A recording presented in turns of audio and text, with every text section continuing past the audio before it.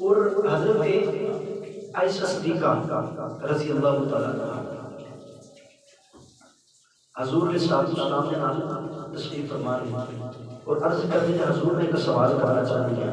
حضور نے فرمایا ارشاد یا رسول اللہ تہاڈا کوئی ایسا غلام ہے جہدیاں نیکیاں آسمان کے تارے جنیاں آسمان کے تارے جنیاں.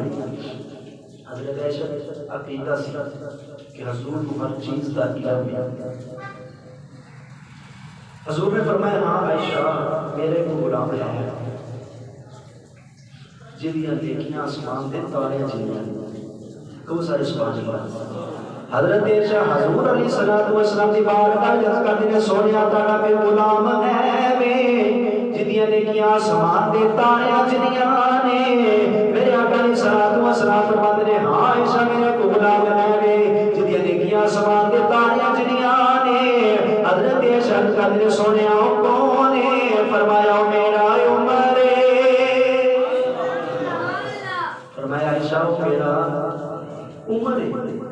اور حضرت عائشہ صدیقہ دے دل کے اندر یہ سی کہ اگر حضور نے نہ لیا تو میرے باپ کا لینا گیا. جدو حضور نے فرمایا کہ میرا عمر ہے کہ حضرت عائشہ صدیقہ نے کر دیا سونے تو میرے باپ نے نیکیاں کتنے کی.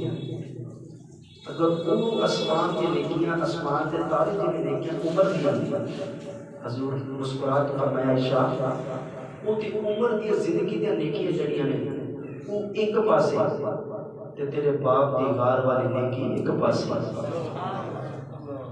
تیرے باپ دی غار والی نیکی ایک پاسے.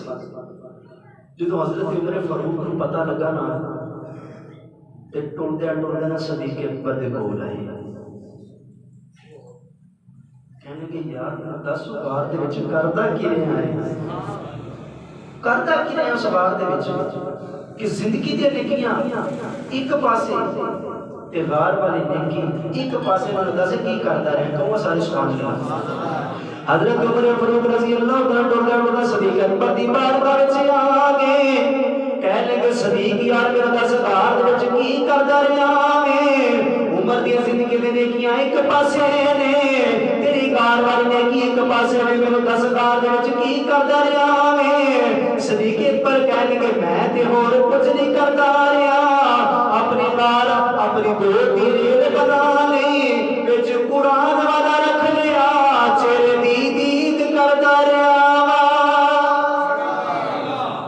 فرمایا میں تے ہور کچھ نہیں کیتا بس غار دے وچ میں داخل ہویا سا اپنی میں گود دی بنائی ریل تے وچ رکھیا قرآن والا اور کچھ نہیں کیتا دید کردا رہیا اور میں کچھ نہیں کیتا صرف حضور دی دید ہی کردا رہا.